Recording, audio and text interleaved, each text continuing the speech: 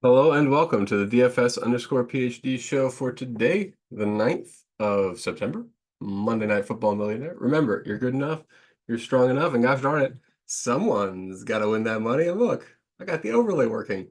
I think. I don't know. It's better this time. It's kind of cool. And we won this parlay yesterday, which was kind of wild.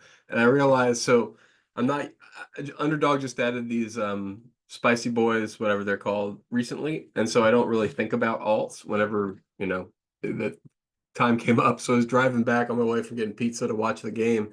And I was like, DK was just slamming all these Jameson over. And I was like, yeah, he's got a point. He's going to be the wide receiver 2 or 3, pretty good against zone. And so I was like, all right, on my way home from pizza, what's the alt over on receiving yards? And nice. So it got 8-1 for going over 100. And I was like, okay, that seems like pretty good odds. I'll take it. And so that was a really nice day.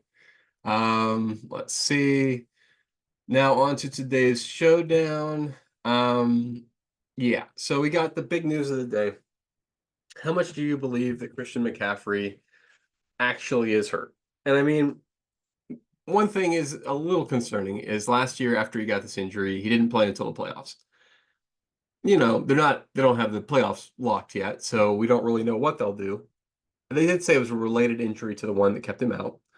Also not great as a guy who has, we all have a little of him in best ball. If you don't, you made mistakes. But you see Guerrero on the same injury report had a full practice in there. So from the regular, reading the tea leaves and stuff, we think he'll probably be a go.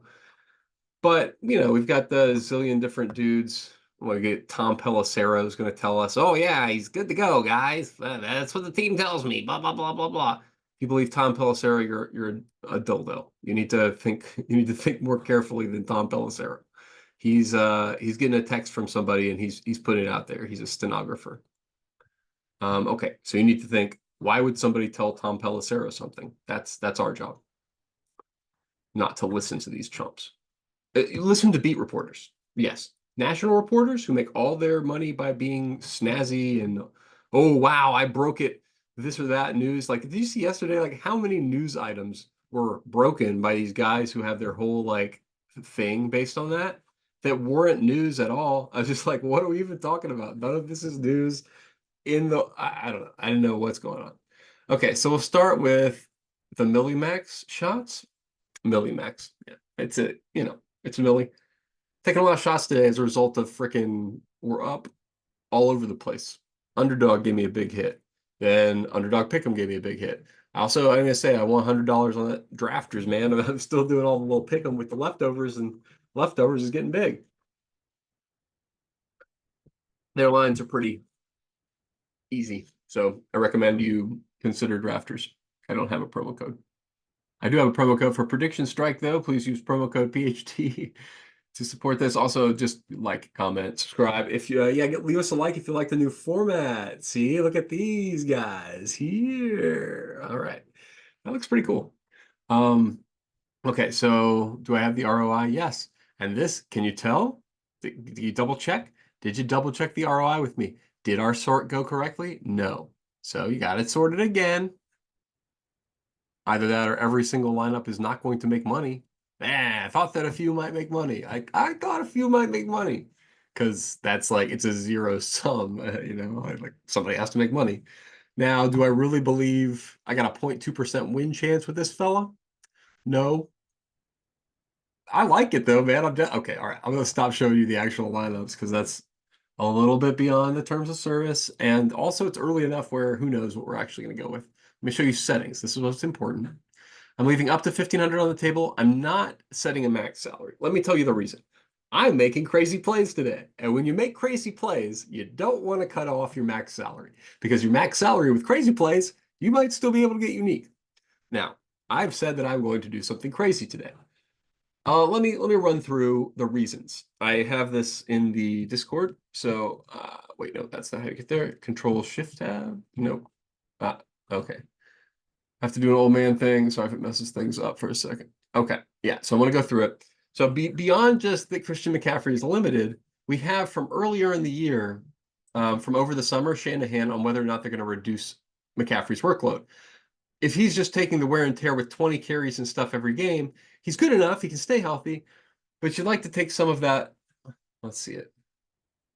But you'd like to, I want to read the full quote, but you'd like to take some of that off him and give it to the other guys also, which is important because Shanahan is unusually reliable. I like coach speak. And when he talks about, he says you'd like to take some of that off them and give it to the other guys. He's not saying like, oh yeah, you'd like to, but you can't. He's saying, I'm going to do this, right? Like he is reliable when he says that. So when I looked at Saberson this morning and I saw what I saw, which was Christian McCaffrey, highest projected guy on the slate, and all these other guys projected for nothing, for squat. Like Jordan Mason, 2.35. Was that one catch? We give him 4 snaps or something? Is that, I mean, like 20 is not a lot of rushes for McCaffrey. He only hit that 4 times last year. So if he's saying he doesn't want to do that, and this is the kind of game where like might have choices. I don't know. 4.6 is not very many points. I would have this spread significantly wider. I do not believe this San Francisco team, like, I don't know. Breece is great. Breece is great. But the whole rest of the team is better for San Francisco. And even the running back for San Francisco is pretty good. But he's hampered. And we don't know how much he's hampered, but that's a pretty important part of your body, right? Like the calf and the Achilles for a running back, mega, mega important. So to me, if you guys are going to be 50% Christian McCaffrey and 30% captain, I am not going to be 30% captain. I'm going to say, what if he's hurt? I'm going to be half that because I don't want to lose all my money. I'm still going to play the best Christian McCaffrey captain lineups. But I think we're going to get more of Garendo, more of Jordan Mason. And also, I don't know what's happening, what we're doing with the wide receivers for the Jets. Are we projecting from last year's Jets to the Jets that have Aaron Rodgers? Like we understood last year when it happened, when Aaron Rodgers got hurt, significant step down for the passing game, right? Like we all knew it when it happened and you had him in best ball, you just went like this. And you went like this and you just kind of looked down for a little while. And when you look back up, you knew you were screwed. I mean, there's no other way. It's like when you drafted Jahan Dotson when he was on Washington and he got traded to Philadelphia. It's like, he's not in the right place anymore for catching the ball. Anyway, so this is what I don't understand. All of these people are in the right place for catching the ball now, right? I mean, like it wasn't the right place for catching the ball last year because the backup quarterback, whoever it was, I've wiped it from memory because I don't want to remember. It was bad, right? I mean, like I don't want to remember. But and I gotta say, I'm not super optimistic. Like I'm about to put hundreds of dollars on Aaron Rodgers. I already have put a couple units on Aaron Rodgers alt overs. I don't believe in Aaron Rodgers. The reason I believe in this alt overs, him fantasy points thing, he wants to throw the ball, man. Like he talks about it a lot. This is his whole brand. He wants to throw the ball. He don't want to give the ball to Breece. So like, yeah, I see we're projecting that for Breece, but there's a pretty big gap that we're missing here for the average scenario. For me, when I looked at this, the biggest question mark is what is going on with the wide receiver 2 for the Jets? Now I looked it up. What's going on is that Mike Williams is officially limited, or like he's available to play, but expected to be limited snaps on a snap count. Whatever it is, it's like, who cares, guys? He's the wide receiver 2. He's going to be on a snap count anyway. He's not the wide receiver 1. He's going to be on a snap count of like 70% of the snaps. We would be thrilled if he got 50% of the snaps today, but he's still Mike Williams. He's not going to, I don't think they're going to have him running tight end routes. I think they're going to have him running go routes. And like ACL, right? Okay. So you don't make him cut, right? I mean, make him go. If he can go, he can go. But I don't know if we want him to cut as much, right? So like, that's kind of my thought on Mike Williams. I think you want to throw him the ball. And did I add a rule? I might want to add a rule. I think I did add a rule. Yeah. Max 1, Jets wide receiver 3. So Mike Williams is the clear wide receiver 2. Whether or not he gets his is relatively independent of the other dudes, right? Like he's going to have 50% of the snaps, but like we've got one receiver, Garrett Wilson, 1. Then you've got 0.5 receiver, Mike Williams, 0.5. That leaves one whole receiver spot, 100% of snaps for somebody, right? Like I don't know what's happening here. I can't game sim this. Like normally what I love about SaberSim is it provides me with a bunch of game sims from which I can bias things my way or whatever. But who's the wide receiver two here? Who is on the field? I don't see a person like there. We got two tight ends or something. We got Conklin. No, we just got Conklin and Ruckert. Okay, okay. So we got Ruckert ahead of Lazard and ahead of Mason. I think they'll run maybe some two tight end stuff defensively, but I don't think that means that Ruckert's going to get a ton of work. I'm leaving him obviously in my pool, but I don't know what to do. Like this is the team that's going to be behind, that's going to have wide receivers out there, at least two of them, and we don't even account for those two, right? I think it's reasonable on average to expect the Jets to have 2.5 wide receivers. So I think we're missing a whole wide receiver. So what I've done is the way I've spread this out is first of all, the backups for running backs for San Fran, I think both of them could get there. So I didn't set a rule about them. I think both of them will have opportunities today. Now, granted, no, actually, I bet the under on Corum. I didn't really think Corum was going to get those opportunities. There have been buzz out of camp about Kyron being a bell cow. There's not buzz out of camp about like them running a bunch of three tight end sets or buzz out of camp about, wow, Xavier Gibson sure has slowed down, or man, Alan Lazard has known. So this is crazy to me. Last year, before the season, people were drafting like Alan Lazard in the 17th, 16th round of best ball, like with stacks for Aaron Rodgers. And now he's a nobody. He's going to get, no snaps. He's never going to get looked at. What? Like, to me, the easiest way to win money in DFS is to remember what people were thinking yesterday and apply it today after they got sad yesterday when it didn't happen. Because, yeah, I mean, I remember it didn't happen last year. I also lost hundreds of dollars when it didn't happen last year. I'm sure I had a fair amount of what would have been a reasonable late round quarterback wide receiver pair. So don't let that affect you this year. Garrett Wilson, clearly, we're not letting it affect our opinion of Garrett Wilson, but what's happening behind Garrett Wilson in this tree? Nothing, apparently. Like, according to you guys, I'm just going to have a ton of money on something happening. On one other pass going to another guy. Like, literally one, right? I mean, like, to get 8 points, I need one touchdown to these guys to make value, which is absurd. Okay. I don't see how they're low owned. I don't see how we're getting 3% Lazard today as like possible wide receiver too, right? I mean, we're projecting Gibson to be that guy, but I don't know. Like, yeah, yes, it's better. He's a better receiver. I agree. Does that mean you're like we knew last year the reason you would choose it to be Lazard? It's the same reason now to pacify your kind of diva guy, right? So anyway,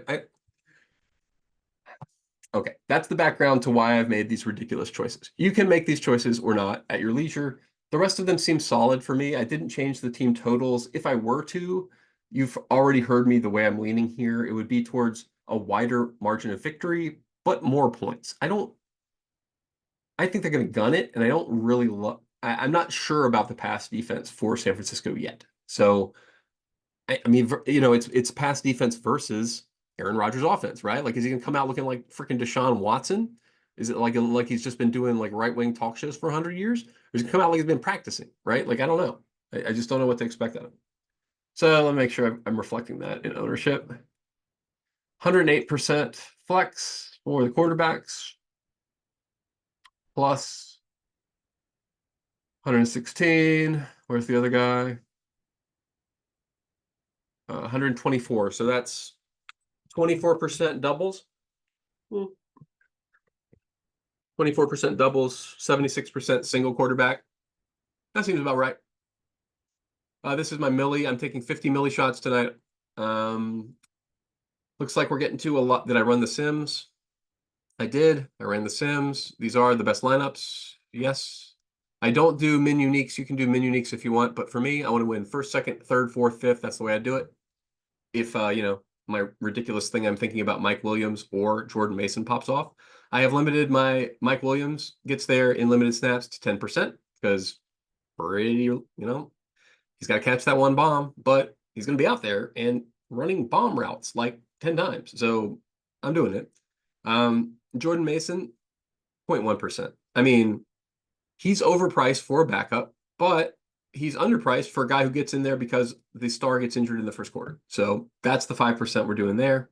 And it really is just like, I'm playing the what's his name? Guy with the sandals who got there because of the backup quarterback. Crap. It's a K in there. That's all I remember. I'm remembering like half his nickname and half his actual name. All right, I'm gonna just chill on that. Okay, so you see what I'm doing here? I'm being crazy. Did I leave any other value plays in the field? You can leave in Garendo, Gibson, and Lazard if you want. I think I did in the mini max, but not in the milli. In the milli, I just did Jordan Mason shots because I think the Jordan Mason shots are the best leverage to actually happen. Because like the coach who doesn't lie about playing time says he wants to give this guy playing time. So, and he's just like really cheap. He's not really cheap, but he could get a touchdown. And you know if there's the slightest bit of an injury, they're gonna take their franchise player out. Okay, yeah, Mike Williams. Okay, sort by exposure. 40% Mike Williams. Now we're getting to a bit too much Mike Williams. Because we have how much in captain? 10%. Yeah, I don't want to be 50%. What do I think this whole thesis is? Probably mostly going to get there as a captain play because he goes net nuts. But what, 30% plus 10%? So let's say plus 10%. I want it to add up to 35. Okay, so 25% chance of background Mike Williams smash. Yep, great. Love that. And that bumps Lazard, Williams, Gibson. They're all about the same. And yeah, that's the way I feel. I don't know. Do you know? I don't know. If you know, leave a comment in the chat. If seriously, like if you've been paying attention to either one of these rooms very much, I didn't see much reporting out of San Francisco. I was looking for like I was drilling down, like, can we get some comments on Christian McCaffrey? No, was the answer, man. What are y'all doing out there, beat reporters for San Francisco? Do something. Backup tight ends. This is a showdown. I left Juxic in the pool. I left some backup tight ends in the pool. I mentioned Ruckert is a fine play. It's just that Ruckert's opportunities really are about the same as Juxic and Conklin and Salbert. And, if you just like yesterday with the defenses, if you get the 2 defensive touchdown game, you want leverage. So same deal. If you get the tight end 2 touchdown game, you want the leverage tight end 2, not the one that everybody has, right? So just remember.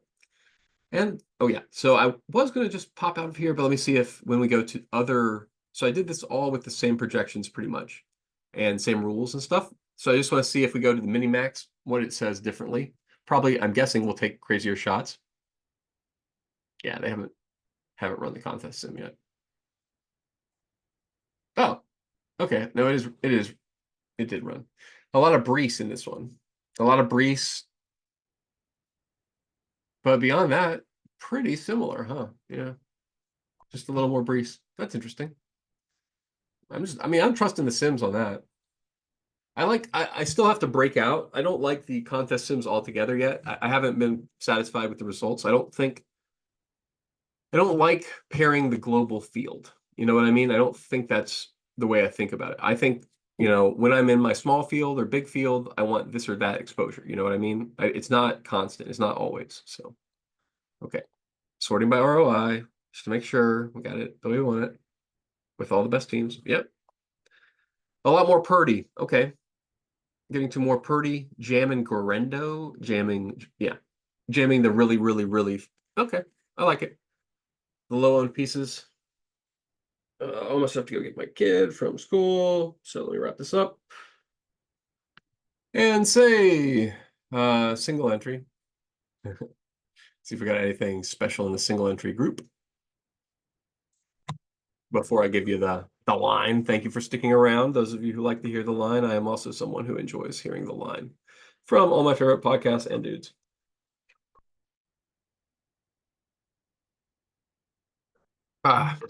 Really hope one of us wins the million today. I was thinking about it though. I'm not gonna do anything different. If I win $1 million, I'm just gonna do the exact same thing tomorrow.